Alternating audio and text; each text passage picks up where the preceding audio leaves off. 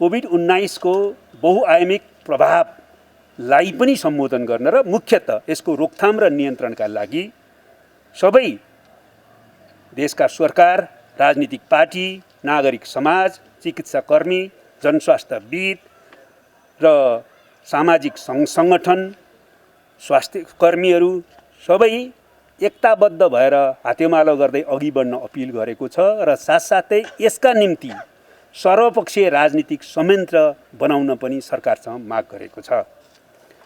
दोस्रो, हाम्रो छिमेकी देश भारतमा कोभिड-19 को महामारी भयावह रूपमा तीव्र बनेको र नेपाल भारत सीमा खुला भएको सन्दर्भमा नेपाल भारत सीमालाई यस उद्देश्यका निम्ति कडाइपूर्वक नियन्त्रण गर्ने, नेपाली नागरिकहरू मात्र नेपाल आउने स्थितिलाई कडाइपूर्वक लागू गर्ने र नेपाल आउने नागरिकहरू पनि अनिवार्य परीक्षणको प्रक्रिया र अन्य स्वास्थ्य मापदण्डको प्रक्रिया पूरा गर्नै पर्ने गरी कडाइपूर्वक लागू गर्न सरकारसँग माग गरेको छ। त्यसैगरी सरकारले यस सन्दर्भमा यसको रोकथाम र नियन्त्रणको निम्ति संवेदनशील र जिम्मेवार भएर निम्न कार्यहरू गर्न पनि सरकारसँग माग गरेको छ। पहिलो, हस्पिटलहरू चाहिँ मिश्रित कोभिड पेसेन्ट पनि त्यहाँ जाने र चाहिँ नन कोभिड पनि पेसेन्ट जाँदाखेरि दुईटैलाई समस्या परिराखेको छ। त्यसकारणले हाम्रो पार्टीले डेडिकेटेड कोभिड हस्पिटलहरू, निजी अस्पतालहरू समेतसँग सल्लाह सुझाव लिएर उनीहरूको पनि सहयोग लिएर डेडिकेटेड कोभिड हस्पिटलहरू निर्माण गर्न तत्काल अगाडि बढ्न माग गरेको छ। त्यसै गरेर अक्सिजन, भेन्टिलेटर, आइसियुको व्यवस्था गर्न, त्यसै गरी आइसोलेसन सेन्टरहरू शून्य जस्तो अवस्थामा पुगेको छ, आइसोलेसन सेन्टरहरूको व्यवस्था गर्न, आवश्यक स्वास्थ्य सामग्री तथा औषधिहरूको व्यवस्था गर्न र फ्रन्ट लाइनमा रहेका चिकित्सक, स्वास्थ्य कर्मीहरू, सुरक्षाकर्मीहरूको लागि काम गर्ने उपयुक्त वातावरण सुनिश्चित गर्न र पनि माग गरेको छ। साथै यो कोभिड-19बाट मजदुर, किसान, विपन्न परिवारलाई छाक टार्न नै समस्या हुने स्थिति आउन देखिएको कारणले गर्दाखेरि उनीहरूलाई तत्काल राहत प्याकेज दिन पनि हाम्रो पार्टीले माग गरेको छ। साथसाथै उत्पादन प्रक्रियालाई जारी राख्नको निम्ति पनि सरकारको आवश्यक ध्यान जाओस् भनेर हामीले अनुरोध गरेका छौँ र त्यसको साथसाथै राष्ट्रिय अर्थतन्त्रको पुनर्स्थापनको निम्ति समयमै सचेत भएर पुनर्स्थापनको प्याकेजको तयारी गर्न पनि हामीले माग गरेका छौँ। हाम्रो पार्टीले सरकारलाई कोभिड-19 को संवेदनशील विषयलाई ठिक ढङ्गले सम्बोधन गर्नुपर्छ, तर यसलाई जनता आतंकित पार्ने वा आफ्नो राजनीतिक उद्देश्य पूरा गर्ने हतियार बनाउने प्रयत्न नगर्न पनि हाम्रो पार्टीले आह्वान गरेको छ। त्यस्तै गरी हाम्रो पार्टीले सम्पूर्ण पार्टी समिति र पार्टी पङ्क्तिलाई कोभिड-19 को रोकथाम र नियन्त्रणको लागि स्वयंसेवकको भावका साथ परिचालित हुन निर्देशन गरेको छ। अर्को कुरा, केही विशेषतः उज्यालो नेटवर्कको पत्रकार साथीहरू र केही पत्रकारहरूलाई प्रेस काउन्सिलले गरेको निर्णयभन्दा बाहिर गएर अदालतको आदेशलाई ठाडो उल्लङ्घन गरेर आतंकित पार्ने, वारेन्ट जारी गर्ने, पक्राउ गर्ने जो काम गरेको छ, यो प्रेस जगतमाथि नियन्त्रण गर्ने जो दमनकारी क्रियाकलाप छ, यसको पार्टीले निन्दा तथा भर्त्सना गरेको छ र गिरफ्तार पत्रकारलाई अविलम्ब रिहा गर्न पनि माग गरेको छ। त्यसै गरी अहिले हामीले राष्ट्रिय सभाको आसन्न उपनिर्वाचनको सन्दर्भमा आवश्यक तयारी गर्ने निर्णय पनि गरिएको छ र साथसाथै अन्तमा आज केही पत्रिकामा एमसीसी का परियोजनाका सन्दर्भमा हाम्रो पार्टीले नयाँ सरकार बनाउने सन्दर्भमा एउटा समझदारी सम्झौता गरिसकेको छ भन्ने जो आएको छ, त्यो सत्य नभएकोले भ्रममा नपर्न पनि अनुरोध गरेको।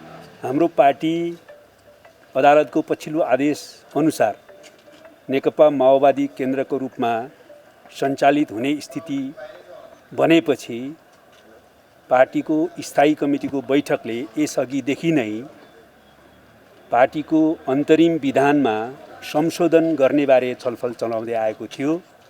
आजको स्थायी कमिटीको बैठकले उक्त अन्तरिम विधान संशोधन प्रस्तावलाई केन्द्रीय कमिटीमा प्रस्तुत गर्ने गरी पारित गरेको छ।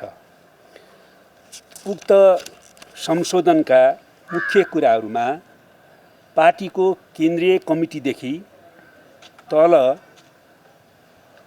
वडासम्मका टोलसम्मका सबै कमिटीहरूमा 35% महिला अनिवार्य हुनुपर्ने निर्णय गरेको छ र त्यो राष्ट्रिय महाधिवेशनको पछि होइन, अबदेखि नै त्यो प्रक्रिया सुरु गरिनेछ।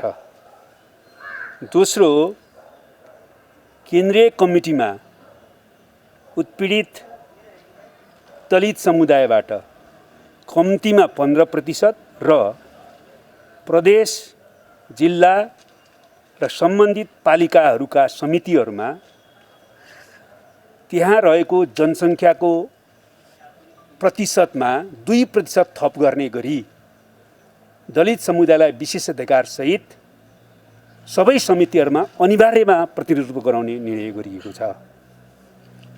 तेस्रो, पार्टीको सबै समितिहरूमा 40 वर्षसम्म उमेर समूहका युवाहरूलाई कम्तीमा 20% राख्नै पर्ने गरी निर्णय गरिएको छ। र चौथो, पार्टीको सबै समितिहरूको पदाधिकारीमा 1 जना महिला अनिवार्य राख्ने निर्णय गरिएको छ। त्यस्तै गरी केही विषयहरूमा पार्टीले अब क्रान्तिकारी कम्युनिस्ट पार्टी निर्माणको प्रक्रियालाई गम्भीरतापूर्वक अगाडि बढाउन वैचारिक राजनीतिक विषयमा गम्भीरतापूर्वक पार्टी र कम्युनिस्ट आन्दोलनमा पनि व्यापक छलफल गराउने निर्णय त गरेकै छ। त्यस अतिरिक्त संगठनात्मक क्षेत्रमा पनि विधानमा नै पछाडि दिनहरूमा आवश्यक संशोधन र निर्णयका लागि आधार तयार पार्न केही विषयहरूमा पार्टीभित्र व्यापक छलफल चलाउने निर्णय गरिएको छ। एक, पार्टीको समितिहरू वा नेतृत्व निर्माणको प्रक्रिया के हुन्छ, निर्वाचन, पार्टी कार्यकर्ताहरूको मूल्याङ्कन लगायतका विषयहरूलाई कसरी जोड्ने वा कुन विधिद्वारा चाहिँ नेतृत्व चयन गर्ने, नेतृत्व निर्वाचित गर्ने, नेतृत्व निर्माण गर्ने भन्ने बारेमा गम्भीर छलफल पार्टीभित्र गर्ने निर्णय गरिएको छ र सबै पार्टी समितिलाई यसबारेमा सुझाव पठाउन पनि हामीले निर्णय गरेका छौँ। त्यसै गरी हामीले कार्यकारी प्रमुख, कुनै पनि समूहको कार्यकारी प्रमुखको पदमा उमेर हद राख्ने कि नराख्ने वा कार्य समितिको कार्यकारी प्रमुखको लागि कार्यकालको सीमा राख्ने कि नराख्ने भन्ने बारेमा पनि छलफल बहस रोध गर्ने निर्णय गरेका छौँ र सिङ्गो पार्टीका समिति र सदस्यहरूलाई त्यसको निम्ति सुझाव माग गर्ने पनि निर्णय गरेका छौँ। त्यसै गरी पार्टीको अहिलेको जिल्ला समितिहरूलाई जिल्ला समन्वय समितिको रूपमा नै अगाडि बढाउन उपयुक्त हुन्छ कि भन्ने बारेमा पनि छलफल र बहस अगाडि बढाउने निर्णय गरिएको छ। यसबारेमा नि सबै पार्टी समिति र सदस्यहरूलाई सुझाव पठाउन अनुरोध गर्ने निर्णय गरिएको छ।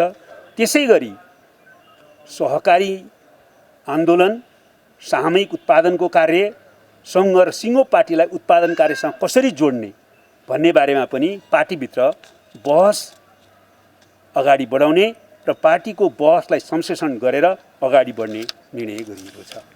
यो चाहिँ जसरी यो सत्ता समीकरणको विषयमा केन्द्रदेखि प्रदेशसम्मका अवस्थाहरूमा चाहिँ यति लामो छलफल भयो, त्यसमा केही छलफल भएन अनि त्यो कुरा हाम्रो लागि पुरानो भइसक्यो। होइन, अविश्वासको प्रस्ताव दर्ता गर्ने भन्ने छलफल भइराखेको छ। हामी तयार छौँ। हामीले त अनुरोध गरे अब नेपाली काङ्ग्रेस बल्ल बल्ल तयार भएर आएको छ। जसपालाई पनि हामीले गरिरहेका छौँ। जसपाले निर्णय गर्नु पर्यो, जसपाले निर्णय गर्न साथ त्यो प्रक्रिया अगाडि बढ्छ। हामी त्यो निर्णयको प्रतीक्षामा छौँ। तर हामी फेरि भन्छौँ यो निर्णय अब लम्बिनु हुँदैन, विलम्ब हुनु हुँदैन।